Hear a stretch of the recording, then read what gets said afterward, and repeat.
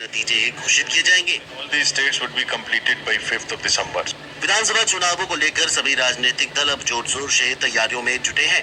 मध्य प्रदेश समेत 5 राज्यों में विधानसभा चुनाव का ऐलान कर दिया गया है। एमपी, राजस्थान, तेलंगाना और मिजोरम में एक चरण में विधानसभा चुनाव कराए जाएंगे, जबकि पांचवा यानी छत्तीसगढ़ में 2 चरणों में मतदान होंगे। मध्य प्रदेश में 17 नवंबर, राजस्थान में 23 नवंबर, तेलंगाना में 30 नवंबर और मिजोरम में 7 नवंबर को मतदान होगा। इसी तरह छत्तीसगढ़ में 2 चरणों में 7 और 17 नवंबर को वोट डाले जाएंगे। मुख्य निर्वाचन आयुक्त राजीव कुमार ने बताया कि चुनावी राज्यों में कुल 679 विधानसभा क्षेत्रों में 16.14 करोड़ मतदाता हैं। इनमें करीब 8.2 करोड़ पुरुष मतदाता और 7.8 करोड़ महिला मतदाता हैं। 5 राज्यों में 60 लाख से अधिक मतदाता 18 से 19 साल के आयु वर्ग के हैं, जो पहली बार मतदान करेंगे। मध्य प्रदेश, राजस्थान, छत्तीसगढ़, तेलंगाना और मिजोरम की विधानसभाओं का 5 साल का कार्यकाल पूरा होने जा रहा है, इसलिए अब यहाँ चुनाव होने हैं। 2018 में 5 राज्यों में विधानसभा चुनाव हुए थे। पिछली बार चुनाव में 3 राज्यों मध्य प्रदेश, राजस्थान, छत्तीसगढ़ में कांग्रेस ने जीत हासिल की थी, जबकि एक राज्य में तेलंगाना राष्ट्र समिति, जो वर्तमान में भारत राष्ट्र समिति है, और एक राज्य में मिजो नेशनल फ्रंट ने सरकार बनाई थी। इस बार के क्या समीकरण है और क्या किसकी सरकार बनने की उम्मीद है, इन सभी को एक बार समझने की कोशिश करते हैं। सबसे पहले बात मध्य प्रदेश की करें तो 2018 का एमपी विधानसभा चुनाव कई मायनों में दिलचस्प रहा था। कांग्रेस ने लंबे समय के बाद सत्ता में वापसी की थी। एमपी के मुख्यमंत्री शिवराज सिंह चौहान को सत्ता छोड़नी पड़ी। पिछले चुनाव में कांग्रेस और बीजेपी के बीच कांटे की टक्कर थी। 28 नवंबर 2018 को वोटिंग हुई और 11 दिसंबर को नतीजे सामने आए। नतीजों में कांग्रेस को 114 और बीजेपी को 109 सीटों पर जीत मिली। हालांकि दोनों ही पार्टियां बहुमत के जादुई आंकड़े से दूर रहीं। इस स्थिति में बीएसपी, एसपी और अन्य दलों ने समर्थन दिया तो कांग्रेस की सरकार में कमलनाथ मुख्यमंत्री बने। हालांकि उनकी सरकार मात्र 15 महीने ही चल सकी, क्योंकि ज्योतिरादित्य सिंधिया के साथ 25 विधायकों ने बगावत कर दी और कांग्रेस से इस्तीफा देकर बीजेपी का दामन थाम लिया। नवंबर 2020 को 28 सीटों पर उपचुनाव हुए।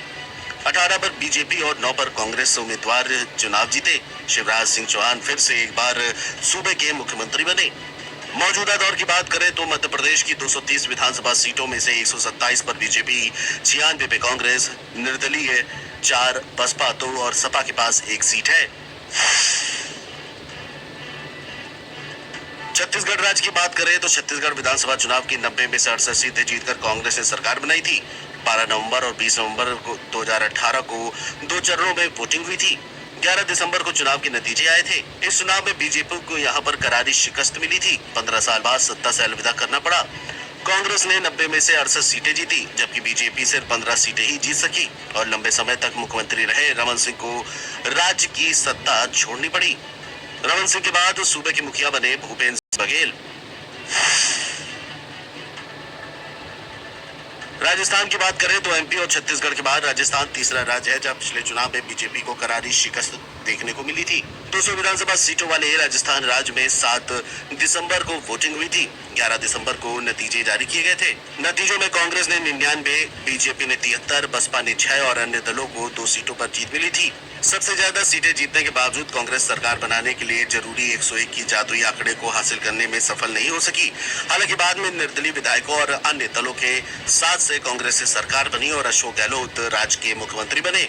लेकिन राजस्थान में हर 5 साल में सत्ता परिवर्तन का पैटर्न देखा गया है। आगामी चुनाव में भी ये रिवाज कायम रहता है या नहीं, ये भी देखना बेहद दिलचस्प रहेगा।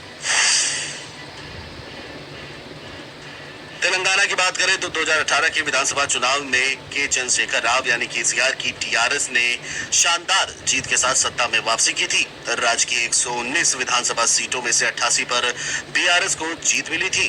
पिछले चुनाव में तेलंगाना में 73% मतदान हुआ था। साल 1985 से केसीआर कोई चुनाव नहीं हारे हैं और इस चुनाव में भी उनका ये रिकॉर्ड बरकरार रहा। अब बात करते हैं नॉर्थ ईस्ट राज्य मिजोरम की। पिछले चुनाव में मिजोरम में मिजो नेशनल फ्रंट ने 40 विधानसभा सीटों में से 26 पर जीत हासिल की थी और 10 साल से सत्ता